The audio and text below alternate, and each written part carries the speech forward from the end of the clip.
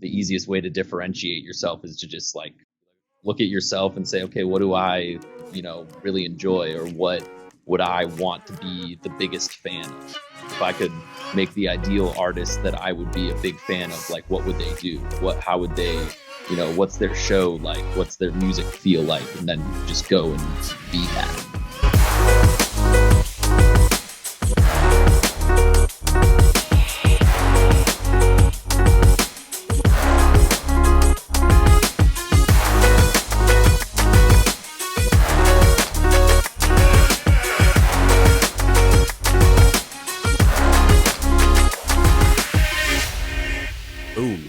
Louis the Child. What's up, guys? Hello. Thanks for having us. Yeah, thanks for coming on. You guys are down in LA. I was actually just listening to your guys' songs. I didn't mention this before we spoke. It's such a feel-good, positive vibe that I've always listened to, I think Better or Not for quite a few years now, but I didn't realize how good of a pre-warm-up for a podcast vibe it is. It's just like such a good, happy song, Thank you. Yeah, so I'm excited to have you guys on. I know you guys have a very interesting story of how the two of you guys connected and how you guys met. So I'd love to get into that a little bit more. How'd you guys first connect? Yeah, we first technically met at like a Madeon concert. But it was really just like we both went with some mutual friends, and at some point my friend Mason tapped me on the shoulder, was like, "Hey, this is my buddy Freddie," and I was like, "Oh, what's up, man? I'm Robbie." He was like, "Hey," and then that was kind of mutual friends. Yeah. Okay. We were going to the same high school, or Freddie's a year younger, so he was about to go to the same high school.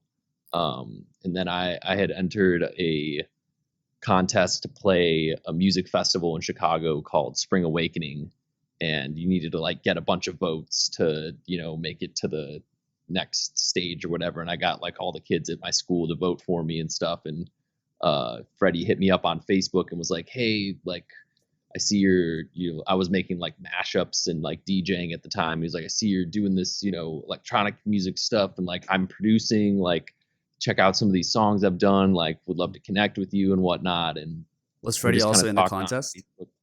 You weren't in the contest? No, I wasn't. Okay. I was just like, I don't think I even knew that they were doing that contest, or I just didn't think to try out. And after it was like towards the end of the contest, I saw that Robbie was like number one or number two, and I just thought it was cool that someone else from the school was like interested in electronic music, or at least like very interested, not just like I listened to some of it, Yeah, like going for it basically. Yeah. So that was cool, and that's kind of how I found. I had always been like I had made duos since I was in like 5th grade. Like I'd be like, I'd find some friend and be like, "Yo, let's be a DJ duo. Like I'll teach you to produce." And since just you were like in 5th grade, which that's like, yeah, what is that? 10 years old? Yeah, That's it's insane. I just like I knew I wanted to do it, and it just like it just took time to find the right match of people and the right team and the right name, and just and then once we made Louis the Child, I think I was like about to be a freshman when we made the project, and university. then we worked at high school in high when school we started the project. Yeah, Jesus Christ.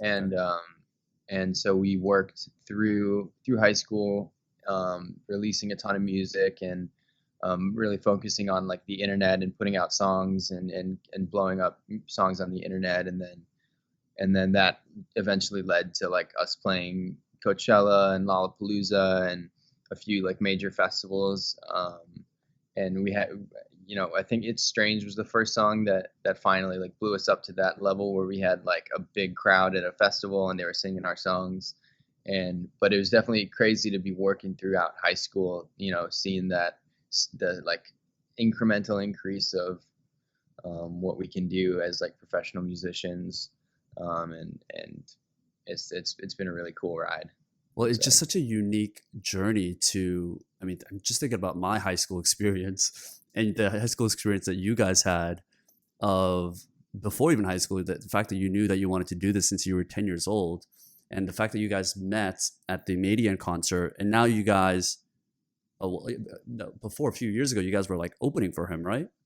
Yeah, that was definitely. I think that was our first like real like bus tour, like traveling on a bus, doing multiple shows and stuff, and that was like just such a crazy experience for us to be like riding on the bus with him and like hanging out with him every day and stuff, and like leaving high school to go hop on a bus. For I mean, what does that feel like to be able to go to a concert that you guys looked up to him as like an inspiration, I imagine, because you guys vibed with his music, and then to be able to be alongside him and play with him, what, like a couple years later?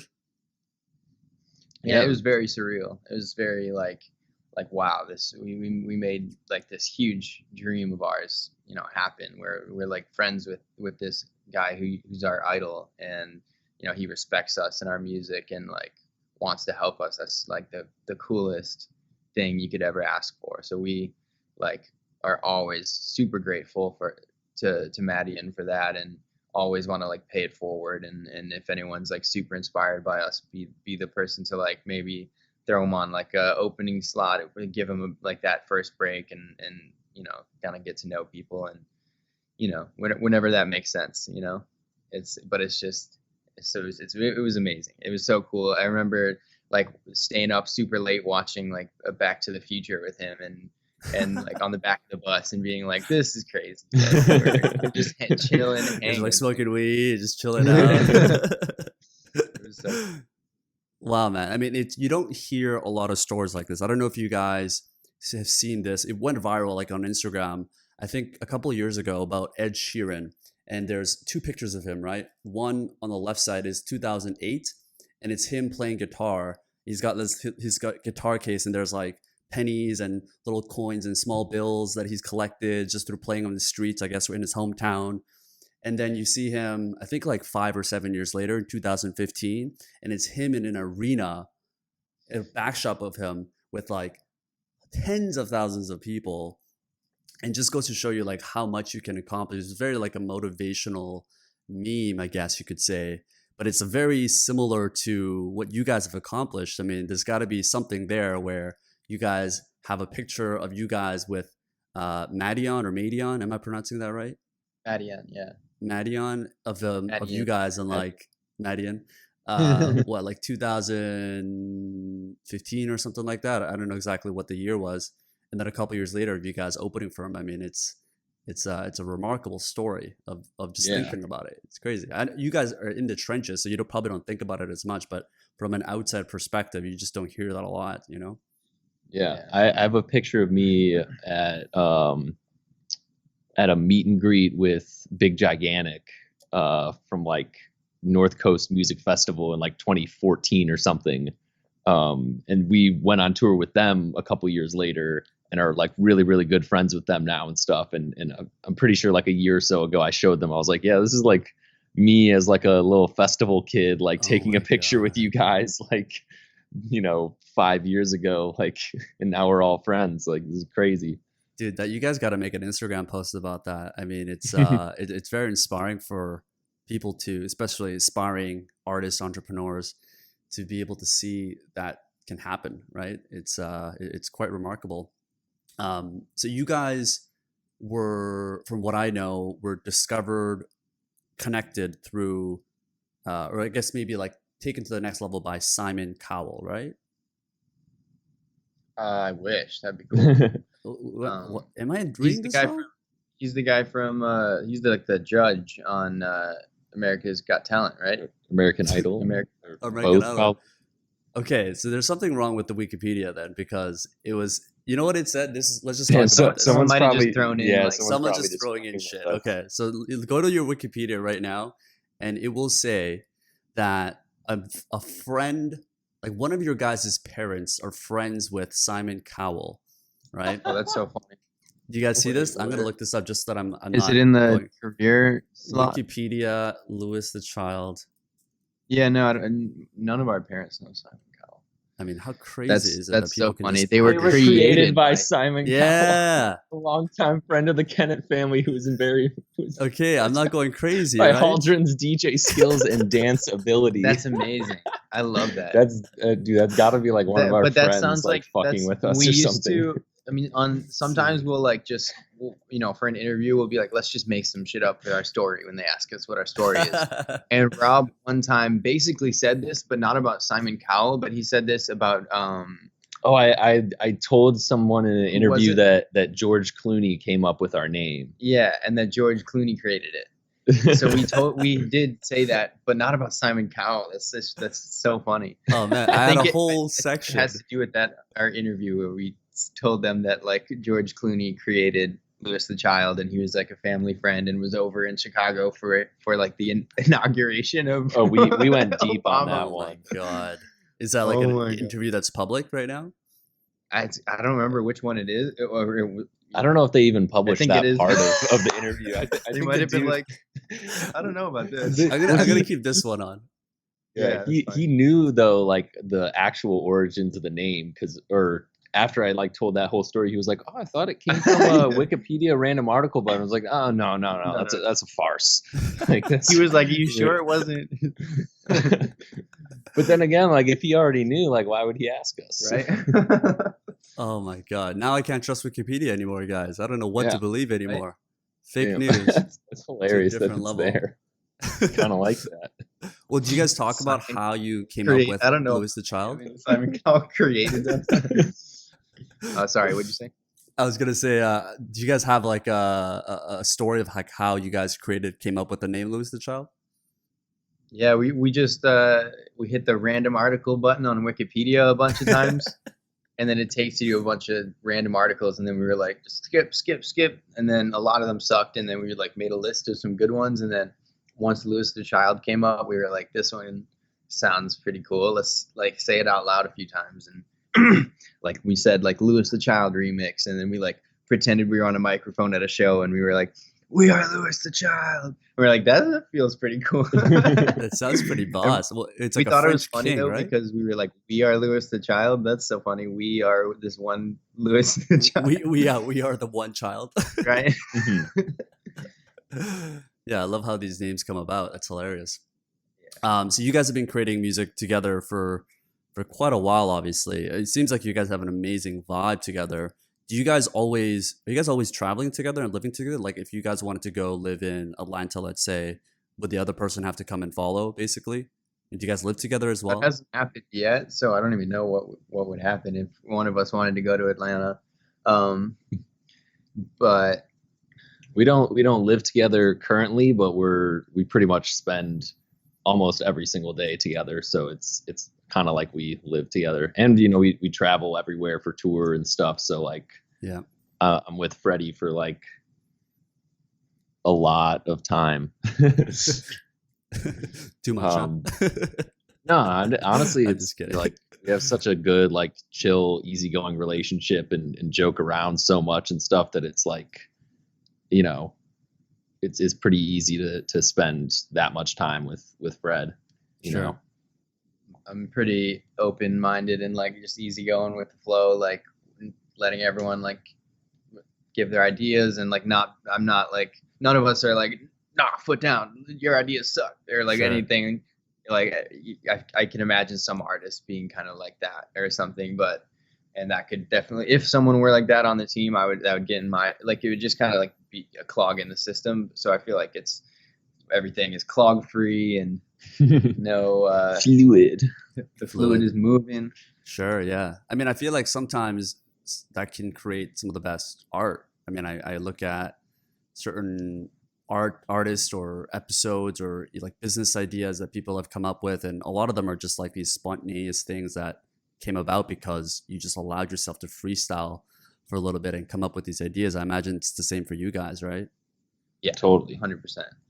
Yeah, You set yourself up for the highest chance of something magical happening. You can't force anything, but you can set yourself up and create an environment where that magic is easier to come by, like to discover. Sure.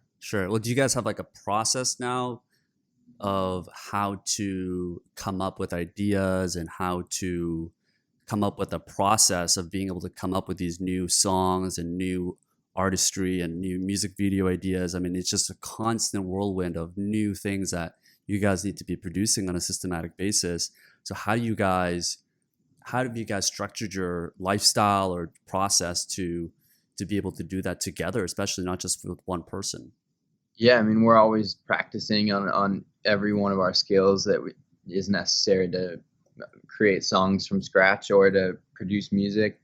I feel like there's so many like mini skills and attributes inside of producing music and like writing writing songs too. Like we do a lot more than most artists, I would say, like in that we're producing, mixing, like singing, writing, playing instruments, performing live. Like a lot of artists are either just like the voice on the track, or maybe the producer, or they're not playing the instruments, but they're the producer who's putting it all into the box. But we're like trying to do like everything under the sun.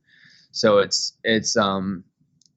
there's certain skills that we're always probably gonna, or maybe not always, but we're just like ahead of ourselves on other skills where like production, we could like get a top line and create a song in a day, and that's like a different process, I feel like, than like writing a song from scratch and coming up with this like what's this about, what story are we telling, what like how does this fit into like a larger body, like a album or something. Does it fit into an album? Is this a standalone thing?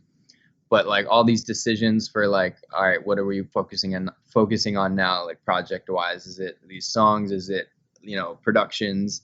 And then once we like decide on what we're doing, if it's like, again, if it's like this more dancey electronic stuff, or like are we trying to combine that with like another singing style or whatever.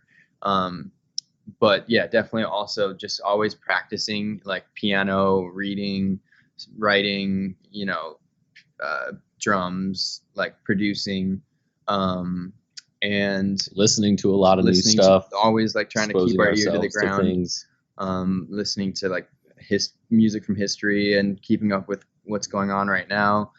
But I feel like when it comes to like actually starting an idea or creating a full song, not just producing around a top line, it's always like been the most like freeing for me to just journal first before I even think about trying to make everything sound like good and rhyme and the rhythms of each line perfect. Getting my like thoughts out on like just overall where I am today, and kind of just like with stream of consciousness kind of vibe. And if I get that out, then I just feel more like aware of what I'm feeling, like in language terms and not just in feeling terms. And then I can like pull from that and then be like, oh, this thought that I just wrote down feels like that thought could like make a whole song. So I'll like take that and then like expand on it and try to write about that. And then once you have that, like the idea behind the song you want, then you can write the music with that kind of like feeling, or like, okay, I want this to feel like a little bit anxious and but still happy, or something. Like so then you can use the message to kind of to direct the music, and then produce around the music. Producing for us is so easy. Like you add one element and you add on top of it something that also works musically, like within the keys or the key / chord progression, and and we just have a good understanding of all the elements of production, so that just like flows usually super well, and just we have a fun time with that. But then when it comes to like writing, that's like a whole new category for us, or a new attribute, and something that we've been working on since like from here, like for years, but like just have spent more time at the production and collaborating as a producer and as producers. But so just, it's a constant, just working to get better at each one of these little attributes to, so that, because like I said, we just want to be able to do everything ourselves, and from day one to the last day of the creation of something. And at least we just want the freedom to be able to do that. We don't Right. want to only like work on, let's trap ourselves in the studio and like not hang out with anyone, but like we want to be able to like, we don't need anyone else to like create, a full song. And so far, I'm saying, like our production, I feel like we can crush that, like, 100%. But like, I'm just excited that we've had so much time to like focus on writing and reading and all these things that are building our other skills besides production these days. Yeah. And what exactly are you journaling about when you're going through the process of trying to convert that feeling you have into, I guess, like text and language? Are you just going through what you're feeling and you're just kind of being present with how you are feeling dated, like in a moment basis, and you're just writing these things down and kind of putting your thoughts into words? Or are you coming up with actual song lyrics at that time and just kind of writing it down on paper? What's kind of the mythology there for you guys? When I'm journaling, I'll just like write how I'm feeling and just like, or what I need to be doing, or what a kind of, what's the word, like just kind of making judgments on myself and like self-critiquing on like, what have I not focused enough on, what do I need more of, and then also like, also just how I'm feeling and why I'm feeling that, and maybe how the world's making me feel, or how, like, how I feel about my relationships, or just like whatever I'm feeling in the moment. I'll try to get it out, and then I can come back to it if I want to, but then it's not just like something invisible in my head anymore, Sure. But Now, this decision you guys made to want to do everything yourself, it's an interesting approach, because as you mentioned, there's a lot of artists. A lot of artists don't even write their own songs, right? They've got these ghostwriters. I interviewed the Galantis, and those guys spent their entire careers before they became the big name of writing songs for Katy Perry, Madonna, and a lot of these like hit artists. And I know that to this day, a lot of artists don't write their own songs, but you guys seem to want to do everything from the producing side to the writing side to the beats, the pretty much like the whole aspect of things. So when you guys are looking at how to allocate your time and kind of figuring out, because there's this whole analysis of like focus on your strengths and kind of delegate some of the weaknesses that you guys have, but it seems like you guys are trying to improve your weaknesses at the same time. So what's your guys's approach with that? Is it to differentiate kind of your talent, or do you guys have some sort of approach with that? We kind of both work, the same way. We'll pass it off back and forth and not have any. Yeah, I mean, there's definitely areas where like Rob still spends most of his time thinking about that, and I spend most of my time, or more.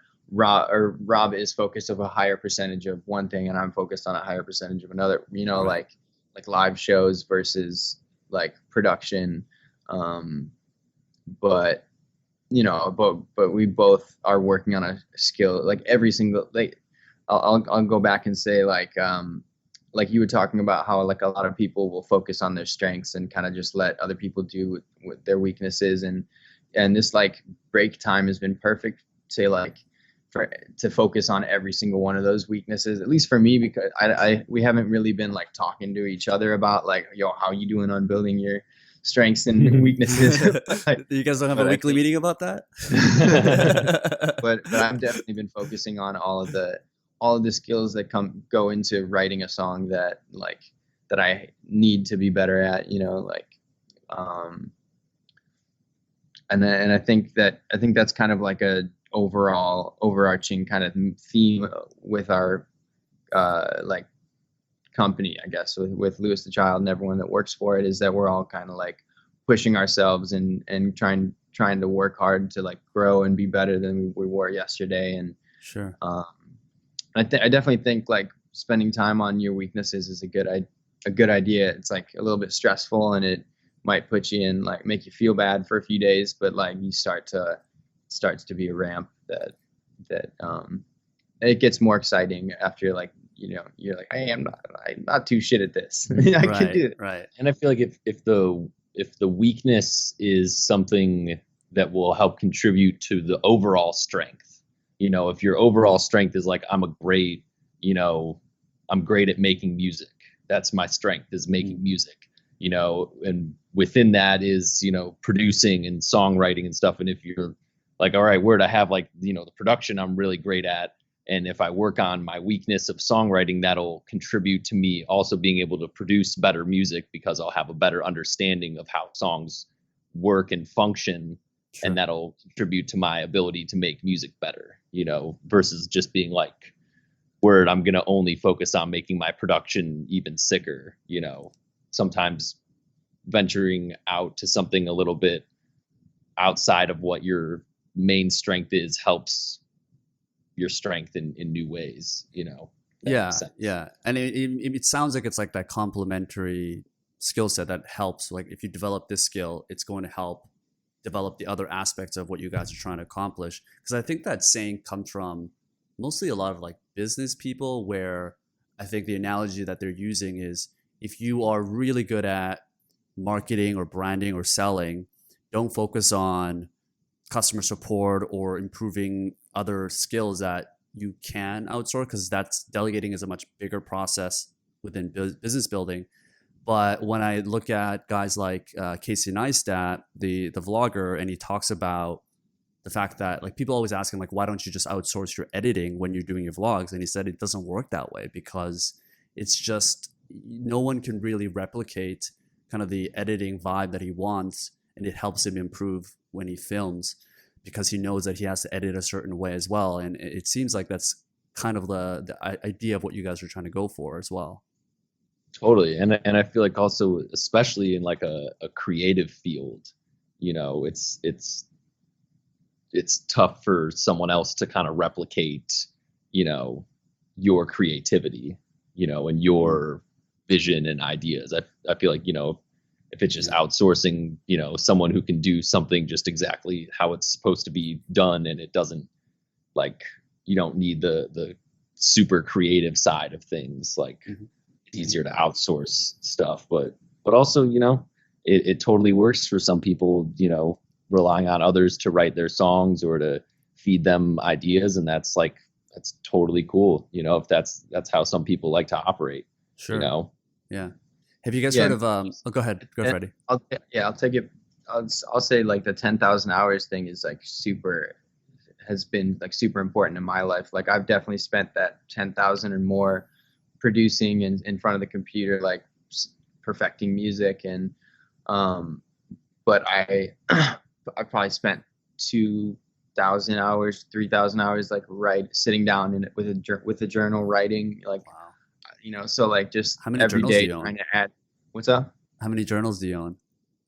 Like 4 or 5. One of them's for like writing notes from books that I read, and like kind of like more of like a note journal. One of them's writing songs. One of them's like just thoughts.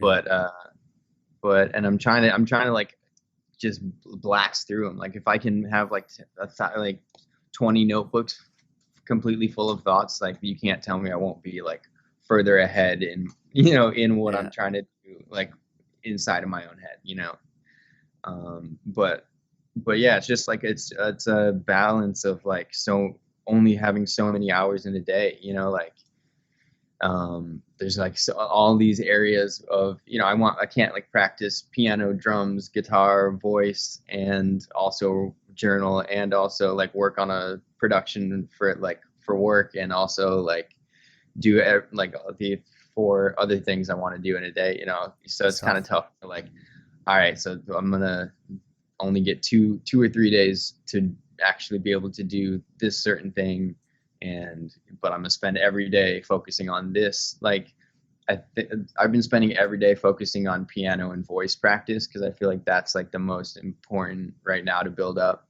Like why is that? For like next, what's that? Well, why do you think piano and voice just because like practicing melody and chords and just getting my voice pitch control to be really nice, I feel like is really, it would just set me up at a higher level and also make my ideas better. And every day that I do it, I notice the ideas that I put into Ableton or like that I'm creating get like a little bit better, or I just have ideas faster. Like, oh, I know what to do now. Like, whereas it felt less like that the less that you actually have all the melodies and like chords in your head from like practicing in the morning at night. And Sure. Yeah. Have you guys heard of Skillstacking? It's like a framework that was popularized by the creative Dilbert, Scott Adams. No. Tell me about it. Yeah, so Skillstacking, the way he framed it, and he kind of reverse engineered how Dilbert's, like the comic, would become successful.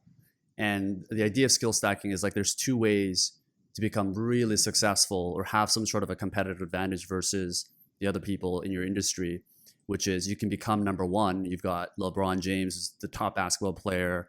You've got Warren Buffett, the top, investor, and you can become really like the top 0.1% of that skill. Or you could become the top 5% or 10% in multiple skills, let's say 2 to 3 skills, and you kind of stack one on top of the other so that those combination of skills and experiences that you bring, no one else can match that. And for him, it was this ability. He wasn't the best drawer, but he wasn't the funniest person, and he also wasn't the best business person. But this combination of skills, not a lot of people had, and it led him to create Dilbert. And I think it validates with like a lot of what you guys are trying to do. Just skill stacking for sure. I watch. I don't know if you know Impact Theory, but Tom Daly, he was on the podcast. Yeah, he's awesome, and he's a guy who's really like focused on like building your skills and how that can help like your life. I definitely watch a lot of like Joe Rogan and Impact Theory and whatever I can on YouTube to like see what people are thinking in the world and try to just not only know my own thoughts, but like get Jordan Peterson too, and like just smart people because they're out there, Yeah. Do you guys know Tom? I haven't met him yet, but I love his show. Yeah, he's in LA actually. Maybe I can put up an intro. Sweet. That'd be awesome. He's awesome. I love like all the people that he brings through and the kind of like conversations he has with them are really inspiring. And for sure. Yeah. I mean, it's great that you guys are looking. Like I find creativity to be when you can look into outside of your industry and try to borrow what those people are doing and try to bring it into your industry. It's like one of the easiest hacks that you can implement to kind of elevate the like a new aspect of the things that you're doing, because people are always doing something different, just like a matter of putting it into your own field, right? Yeah. Well, how do you guys look at, as you guys are kind of evolving and developing these skill sets, how do you guys look at like differentiation and trying to, I guess, stand out amongst the other DJs or anything like that? Or do you guys not really focus on that and just kind of focus on your own craft? How do you guys approach that? I feel like, go ahead. Yeah. You start. Oh, I feel like definitely, the easiest way to be, unique, is like corny as this sounds and straightforward, is just to really just be yourself and like lean into whatever you think is cool and whatever like you really fuck with, like I feel like that's just like the easiest way to be like, okay, well, like, I enjoy film photography, so like let's make that a part of the brand. I enjoy this or that. I enjoy this style of music, so let's reach out to these types of people and stuff. And I feel like that's like the easiest way to differentiate yourself, is to just like be like, look at yourself and say, okay, what do I really enjoy, or what would I want to be the biggest fan of? If I could make the ideal artist that I would be a big fan of, like what would they do? How would they, what's their show like? What's their music feel like? And then just go and be that, Sure. Like I'm always trying to like do whatever I can to make the fan inside of me like the happiest, and like, think about what I would pay attention to at a concert, or what I would pay attention to with an artist's social media or their music or whatever, and go, okay, well, like, how do I make that experience the dopest, for the fan inside of me. Right. Right. And the idea is that like you're going to have some community of people that would resonate with that. Right. Yeah. Yeah, for sure. And definitely, I don't think we've ever really made anything that's super like,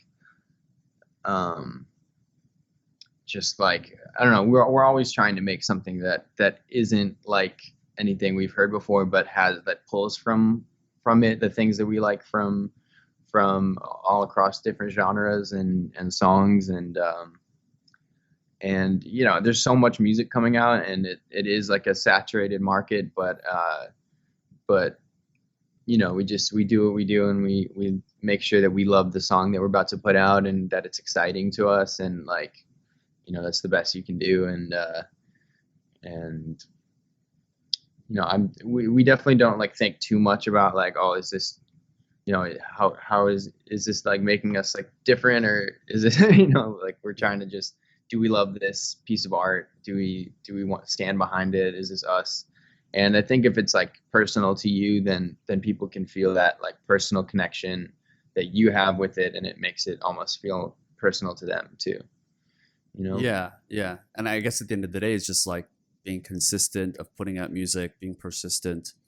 It's and really eventually about just relevance. Yeah, if you can be putting out something like once or every 2 months, that's definitely like the best for an artist's growth, especially like early on in a career. Like just releasing constantly is like so important. Sure.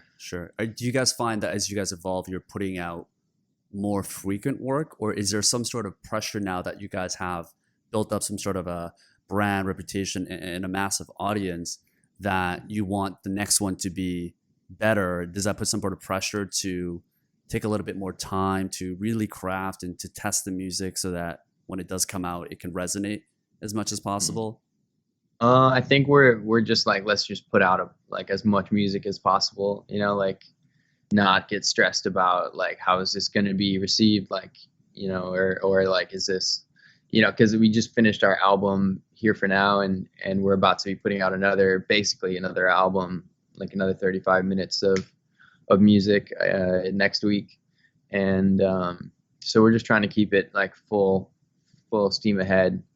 I will say the process of putting out the music takes longer now, though. That we're like, I feel like when we were just putting stuff out on like SoundCloud and stuff, we'd finish it, and we could literally be like, hey, let's put this out next week, and like upload, or let's put this out tomorrow and tell everyone right now, like, new song tomorrow, and just upload it and go. And nowadays it's like, we're signed to a label, and they gotta like, submit it into like Spotify and Apple and pitch it to playlisters and marketing plans and like all that stuff. And so the process is like a lot slower, I'd say, or there's just way more things we got to do in the process versus like when we could just kind of like hit upload and like, email a bunch of blogs and tell them that we put out a song, and tell our fans and friends and stuff. Yeah. Do you guys miss those days, like where you could just kind of be a little bit more free? And does that limit your creativity at all now that there is some sort of barrier there? No, not really. We're still just creating nonstop, but it just limits. I feel like it's just like when we make something like, and it's super exciting one night, like it's like that's like when you want to put it out. Like, that's the best for time. sure. Like, I'm so excited about this right now. People would be excited about this right now, and then even a month later, it might be like, that moment's gone. Yeah, I feel like you're like, oh shit, I can make something better. Yeah, back in the day, I feel like when we put out songs, we were still in that state of like being really stoked on it, and like that being what we like loved in the moment. Versus today, nowadays it's like, the album came out and we were already like months and months ahead of where it was. So by the time it came out, it was almost like, it's like a weird feeling. You're like, no one else has heard this yet. Like, we're already thinking about, the next project, or we're already like 4 or 5 songs ahead of this. But, that's true. Like you reach a point where you're I don't know, there's like a small window where you're like really excited about something, and then you start making new stuff and you're really excited about the new stuff, and then Sure. the stuff that you are already kind of like over, comes out, and you're like, oh yeah, wait, everyone, the rest of the world is excited about this stuff now, but we're excited about what's going to come out in like 4 months. That's so true. Yeah, You're especially like for you're you like guys. living in a different time. Like, Yeah, yeah. Well, you guys are creators, right? So you guys are always getting excited about the creation process, I imagine, and particularly for growth mindset guys like yours, where you guys are learning new skills. I imagine 3 months ago, you guys could probably look back and say, "Oh man, we could probably do something better. I learned this new skill. I practiced my piano skills, and I think I could do this a little better." It's kind of interesting. I was talking to this with a friend of mine about where songs and creating albums, it's a unique thing because unlike books or products or software or apps or something where you can oftentimes there's like version 2 of Yeah. books, right? So you've got like a modified version of a book because some information has been updated and it becomes a little bit more refreshing. It's not the same with songs. You kind of have to just put it out there. But I've always wondered why there's no version 2 or version 1 or version 3 or 15 of songs that you guys have made maybe 3 years ago, and you can say, look, I can keep the same rhythm and the vibe, like the soul of the vibe is there, but we've learned all of these dope skills that we can now make it into like a 2.0 or 4.0 version. And I've never understood why people don't do that, because I feel like Kanye sort of started doing it with the Life of Pablo. Like he was like kind of updating songs, but I think that was because stuff wasn't finished. But like that's the only thing close to like that I can think of. Or Yeah. remixing. You could like put out a remix of your own song like a little bit later. Sure. But that would be Yeah, that is kind of interesting that that's not like a part of music, Yeah. like updating things. Yeah, because I imagine you guys can look back at your original songs and there's like the principle and the thesis is there. Like it's a really good foundation, but with the skills you guys have now, or even 2 years later, it could become a much better resonating song. And you just kind of renew that and bring it to life almost, right? Yeah. We do we remix a lot of our stuff for our live shows. Like where we make like new versions of older songs and like to bring a new twist to them, or to make them a little more like kind of friendly for a live show and like energetic. Some songs are can be kind of chill, and you want that energy at an electronic show. So we like to do that a lot with our music, like change it up so that people come to a show and it's not just what you can hear on like Spotify or Apple Music or something. Yeah, I feel like you guys would have like some of the coolest fans because of how like music, you're attracted to the type of music of the personality of you are, and you guys have such a feel good vibe that I feel like unbelievable. Like we get told some of the craziest like amazing stories about our fans just being sweethearts and like and experience those stories ourselves. Yeah, meeting people and what's one of the crazy stories? I just mean like when we're at shows or after shows and we're talking to like family or people who are with us, they'll always be like, the fans were so nice. They were just like hugging and like smiling and laughing and dancing the whole time. There was no fights, and there's always or like someone will be, the person who works there will be like, that's the nicest crowd we've ever had at this venue. And I'll be like, oh my god, that's amazing.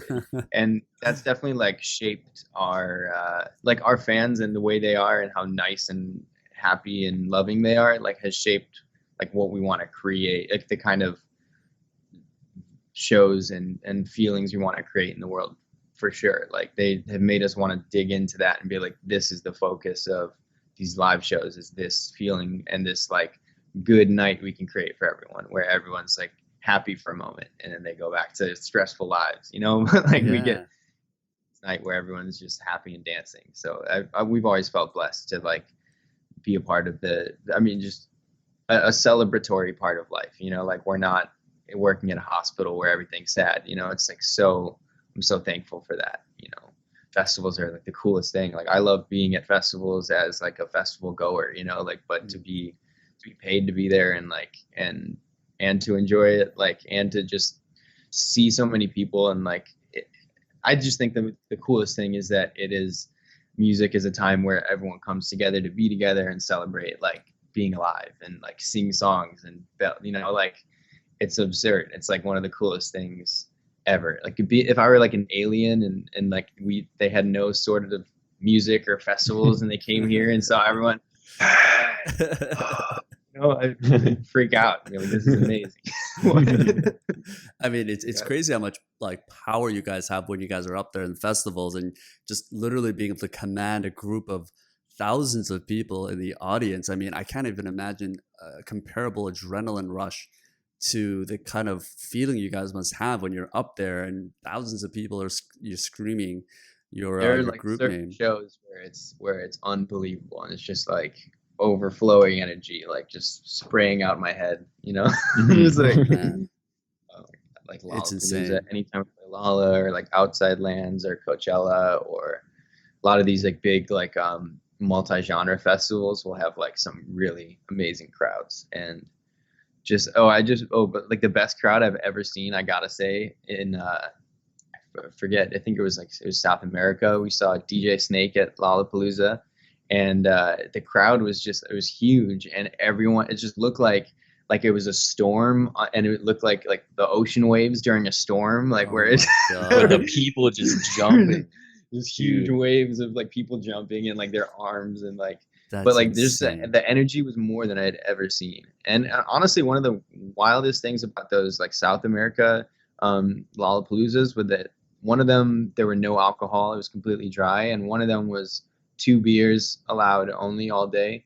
Wow. And those were some of the most like focused, energetic about the music, like, you know, dancey crowds I've seen in years. I think the festival, the Chile one, was the dry festival, and that was, I think, one of the craziest crowds I've ever seen at a Lewis a Child show. And then when I went out in the crowd that night, the South American Lollapaloozas, it's like kind of the same lineup everywhere, and you kind of travel with the same people. So it was like every day, you know, DJ Snake was headlining our, you know, stage, and Nightmare was there, and Weetham was there and stuff. And I remember being like, oh, let's go and see Snake tonight, because like this crowd that we just played to is going to be nuts. And I was in the crowd, and I was like, if it's a dry festival with alcohol, like maybe all these kids are like on drugs or something. And I was in the crowd, and I was like, no, they're all like stone cold sober and like just loving every moment of this. Like, this is so sick. Like, they just have this crazy energy and like love for whatever's going on. You know, maybe it's because they don't get as many festivals down there as we get in the States, and they're just like stoked to have something, you know. That was, I think like, it's the nuts. people, man. I think it's the culture. I lived in South America for about 2 years. About 4 years ago, I lived in Argentina for a bit, Colombia, Peru for a bit. Have you guys played in those countries or cities? I think Argentina, yeah, we Argentina. have, and then I think we were supposed to do like a Lollapalooza in Colombia, but it got canceled. Because I of think COVID. it was Colombia.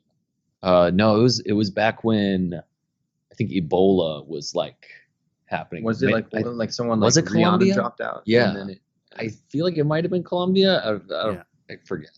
Yeah, man. I mean, those people are so energetic, just happy people. It's not drugs. I'm for sure it's not drugs. It's just who they are and the Yeah. type of people you guys America's are attracting. not finding it through drugs. We're not. Yeah. We're not finding it. Yeah. There's no drug limit in America, that's for sure. But yeah, it must be quite the adrenaline rush. And the thing that I find common when I speak with DJs is because of the rush and the adrenaline you guys get just from your daily lives of going on tours and seeing all these audience members, is that partying is not like a huge thing. Like you guys, a lot of DJs don't need to go on these like crazy party benders just because it's part of your career, right? It's just you guys have to be somewhat. Some of them certainly do, but I know us and a lot of the people we are like really close with, like we kind of focus on the music and the show and have a little bit of fun, you know, but it's not like about the party for sure. And a lot of times the schedule is so like weird, you know, you're playing in 3 different cities in 3 consecutive days and stuff. It's like you can't you can't party all 3 nights and then wake up 2 hours later to fly somewhere else and expect to still put on a good show, the next night. Like it's just impossible. You got to prioritize, making it to the next place in one piece and putting on a great show for the next crowd, over just like partying. And if you just make it a habit of just like partying after every single show, like you're just gonna burn out. Yourself up for. Do you guys have like I'm sure you guys get asked this a lot, but do you guys have some sort of like a pre-show ritual to get your mind ready and focused? We both meditate and like to like get into the moment. I definitely do a lot of like just like breathing and meditation before we go on stage, and sometimes I'll be like so tired just because like I'm saving up my energy like to like go as hard as I can on stage. Sure. So sometimes I'll just be like just like basically sleeping before the show. Someone will wake me up, give me a coffee or like a tea, and I'll be like, all right, whew. Get ready. Yeah. Get up and hear people, then I just turn on. Do you use an app for meditation?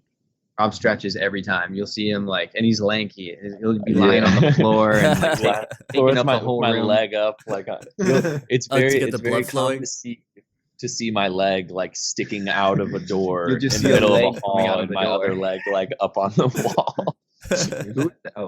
Yeah, dude, man, feels good to be like, cool. I'm limber, and like, and like stretching. I feel like it kind of wakes you up a little bit. And I don't know, anytime that I stretch, I feel a little more awake and alive.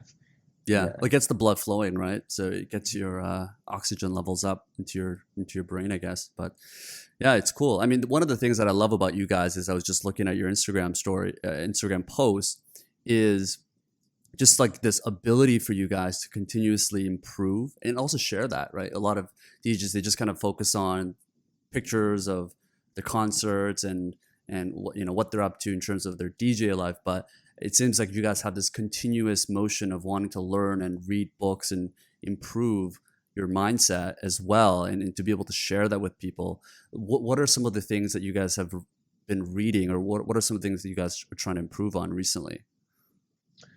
I've been reading a few, a lot of books, but one of them one of them is about self-esteem. I can pull up some of the books. You can bring it if you want. I'm really interested in like Buddhism, neuroscience, like habits, like Atomic Habits is a great book. Great book. Yeah, I read that one over or at the start of the quarantine. Yeah, that one's there's a great book. There's a great book on self-esteem, and kind of like gave me a better picture of like what self-esteem really is, and like, there's so many words that like we know what they mean, but we don't have like a deep understanding of what they mean for us, and like, sure. Like what is self-esteem for you? Like what, people are just like, I'm confident, right? It means you're happy, right? Yeah. People do not answer that. Yeah. Diving into things like that. And I've been reading A Brief History of Shortly Everything. Will Durant. It's I'm really interested in just like, the truth, like actual like kind of like depictions or stories of what the universe, how things went down, what, like, and also like human brains, like I'm gonna grab like a few books just to show you. Yeah, please do. A book I've been reading lately that's been really interesting is this book called Caste with an E at the end.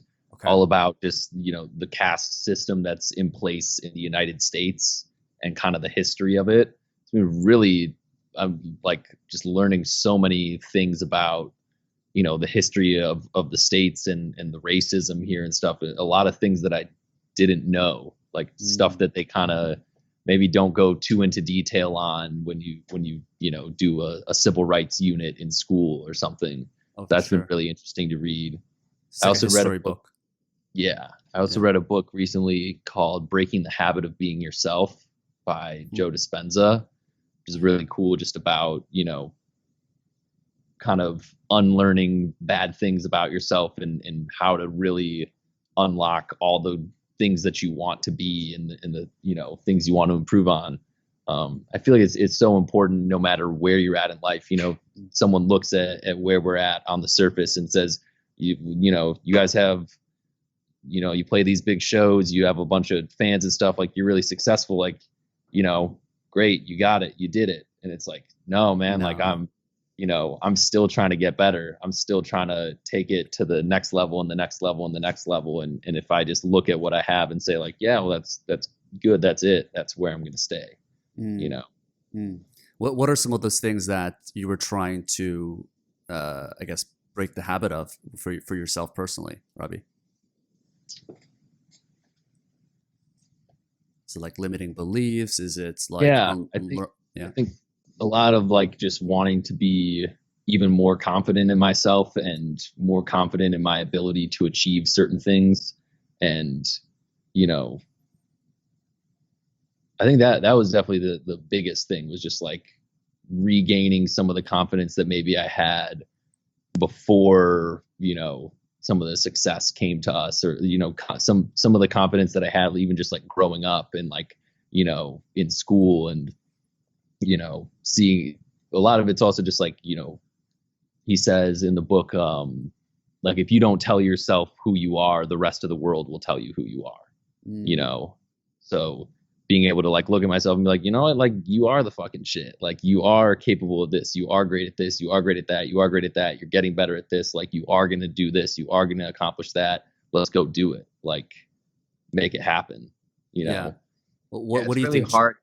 It's really hard to like write when you're like not confident, when you don't feel good, when you feel like when you're questioning yourself, when you're like have any inch or any like little bit of like negative feeling toward yourself. It's really hard to create something really good, you know? And yeah, like something I've been learning is like just trying to like find a way around that. Like if you're feeling that, like ignite some sort of fire inside of yourself that like just like is a flame that just engulfs that, you know? And now you're like you're just activated and you're like, no, I can do it, whatever I want to do. Like, but what do I need to do right now? You know? And like, sure, you know, but definitely I know for a fact that any negative feeling gets in the way of your writing and your like ability, you know, like I know for like everyone I know that's true. And, you know, so if you can find a way to like ignite something that just activates you and puts that aside, and like maybe you can still feel it, but like if it's just not, you know, if you've moved past it with some other feeling of like you just like sure. with meditation and like guided meditation, I've kind of learned a lot that like there's a lot of power to like suggestion and like suggestion is like another kind of term for like what hypnotherapists do. Once they get you into like a deep state, they can like convince you of things, or like if you already want it and, you know, if you already want something, they can convince you, you know, even further, or like make you feel it deeper. But or like just a guided meditation where they're like saying like, and now breathe and relax and focus on your breath as it enters your nose and feel it in your chest. Like certain things, like I've like realized like, oh, I can like give myself a guided meditation to like achieve like feelings that I need, you know, like sure. And, yeah, it's just kind of amazing what you can do with your mind if you do give it some direction, and if you're not just kind of letting the environment give you direction. Yeah, and every day I'm learning as well. We just had a guest on yesterday, Dr. Emily Anhalt, and she's a clinical, like a PhD, clinical psychologist, and we were talking about like hypnotherapy and talking about psychodermatology and just like the craziest shit you can do. Psychodermatology? Psychodermatology. I didn't know this word either. So basically, it's like dermatology, like your skin, but it's using your mind, like psycho, to control certain things about yourself. So there's a couple of things that she was talking about that's real life cases that you can look up, which is through hypnotherapy, what you can do is you can get someone into the state of mind of just being hypnotized, and you can try to get them to visualize the fact that they're at the beach, or that they have this scorching sun flaming through their skin, and that they feel like they're getting the vitamin D's and the UV ray lights and all these things. What happens is that she will actually get tanner just through the mind that she has. Same with acne. Man, I've heard a lot of like things like about just like the mind has so much more power than we give it credit, and like healing power if it was just activated in the right way. That makes a lot of sense. Yeah, I mean, I'm not a big like voodoo kind of person, so I'm Right. generally like the skeptic. So for me to hear that from like a clinical psychologist is a pretty big deal. It's crazy. Same with acne. Like you can get rid of acne. Like we always think about how negative thoughts, when you have a negative thought or you're fucking stressed, you have these like, you know, a lot of, for me, I have like pimples or acne, or I have skin defects. Yeah, because of the negative thoughts that you have. But people don't think about the inverse of that, which is if you were to fill your mind with positive thoughts and thoughts that would clear up a lot of the negativity that you have, it can actually do the reverse, which is get rid of the pimples or the acnes or some of the defects that you may have.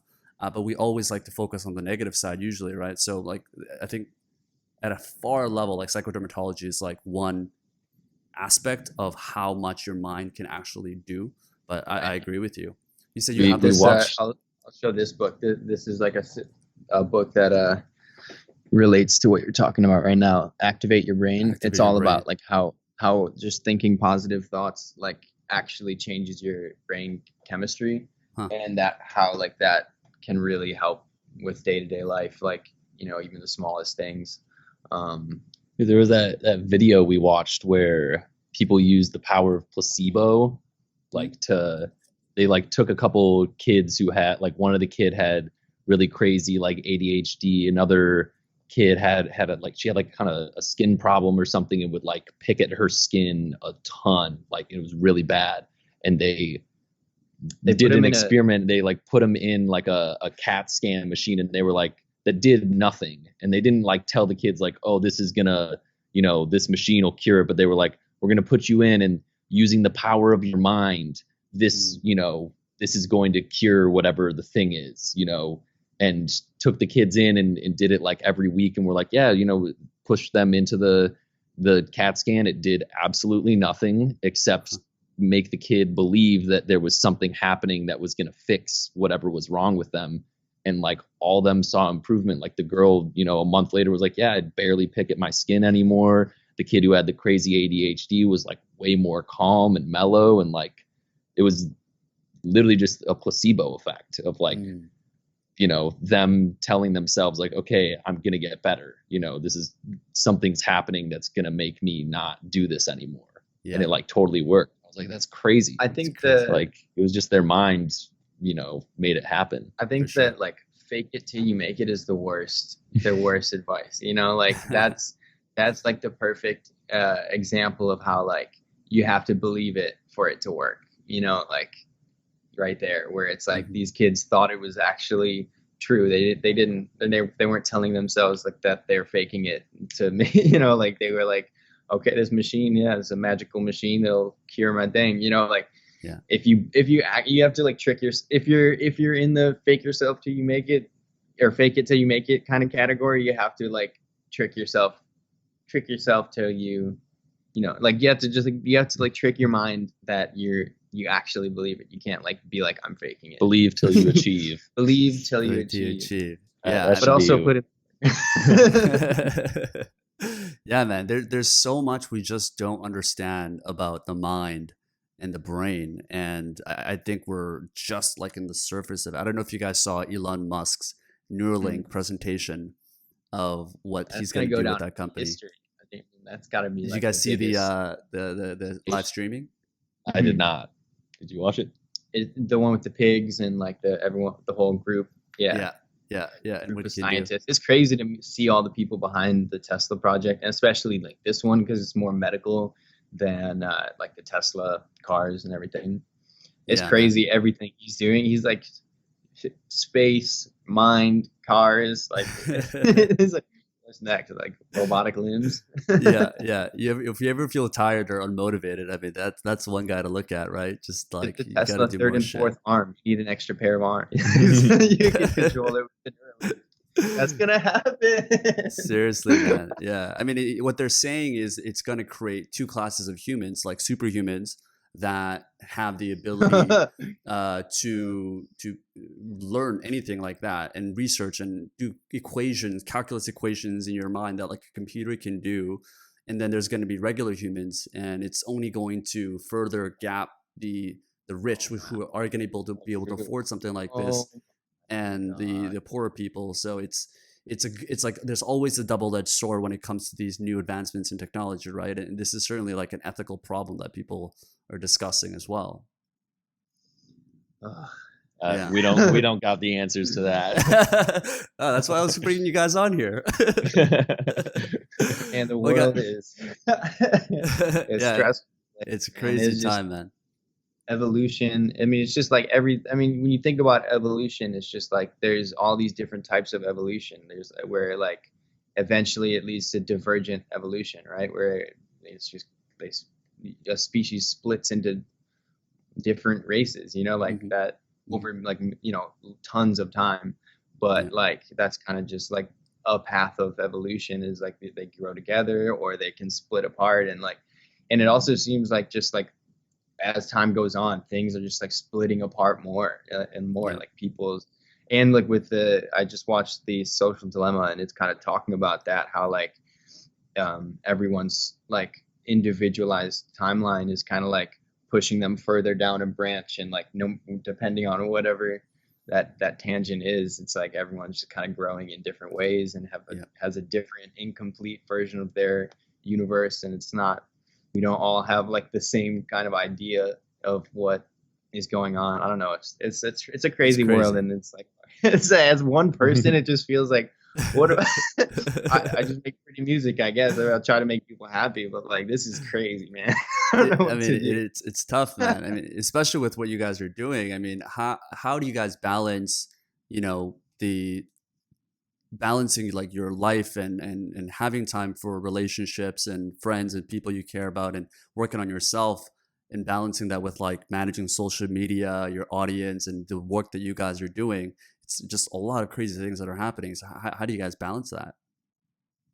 I mean, the plus side is definitely that we love it, so it doesn't feel like it's work. It's like we genuinely enjoy making music and doing meeting these people. Yeah. Mhm. But it is kind of tough when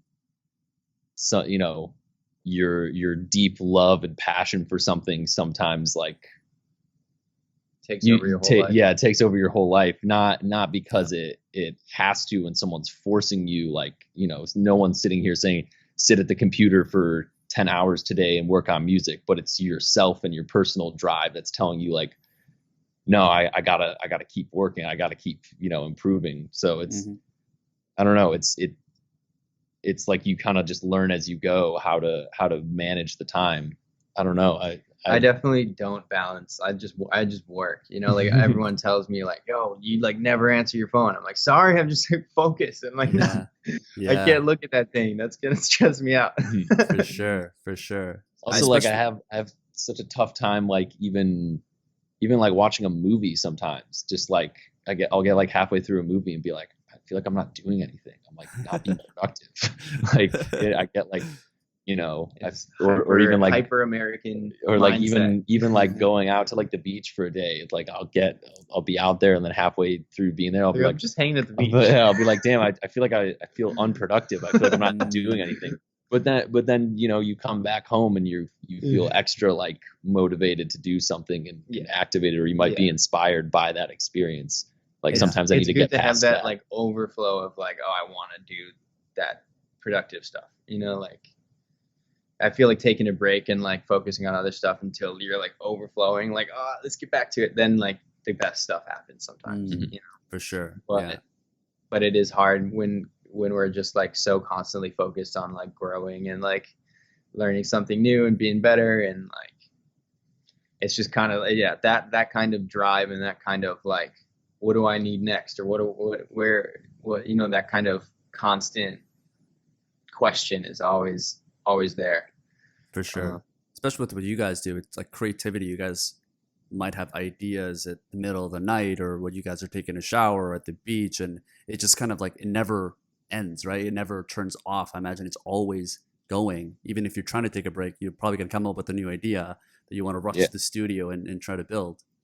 If you're inspired by something or have an idea, it's like that that energy is like precious. You can't just like, be like, all right, well, I'll remember that later. You got to at least, at the very least, write it down or draw it or sing something real quick and get it out, because you're not gonna, as much as you might tell yourself, I'll remember this in 2 hours when I get home or something, like, it's not gonna be the same, or you just won't remember it. You got to get something out.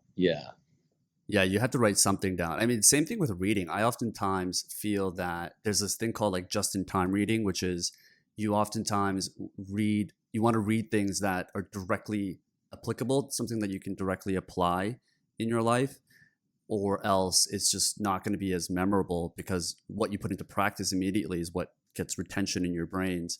So that's interesting. Yeah, that's usually what I do. I'll like whatever I'm interested in that day, and then I find that like sticks better than like back in when I was like reading books for school and they were like, read these 2 chapters. Yeah. It's tough. But well, the good news with all this, guys, is robots are not going to take any DJs or any creative jobs. So definitely DJs, not. That'll take. You guys are safe for a while. But once they have the AI or some sort of functional thing, like it'll just be exponentially growing faster than we could and a human could. So like at a certain point, it's going to reach that point. Oh God! At a point, it's going to reach that point. At a point. They're going to be able to make music. Like you can like funnel in like the top charts, like the top 10, and they'll be like, here's another one. Yeah, man. I mean, did you guys listen to Elon Musk's single that came out? Yeah, I did. Don't Doubt Your Vibe. Don't Doubt Your Vibe. Dude, I loved it. It was great. We listened to it. We listened to it, and I was like, I feel like I'm driving in like in a Tesla right now down like a nighttime highway. And dude, what if he used an AI robot to make that song and nobody knows it? That would be awesome. All right, guys. Well, I want to be respectful of your time as well. It was awesome chatting. Do you guys have anything to plug, to promote, or anything like that that's coming up? I know you've got some tours coming in. Yeah, we're putting out a beat tape, a mixtape next week on Friday called Candy. It's our second. It's Candy 2. Nice. Our second Candy. We got a song with Coin coming out later in the month of October. I don't know when this is all going to air, but at some point in October, song with Coin. Going on tour next year if everything's good. Tour scheduled, but yeah, just making a ton of music right now. So expect a good amount of music from us until we go back on tour. I love it. Can't wait, guys. Well, thanks for coming in, guys. I really appreciate it. Of course. Thank you, man. It's been fun.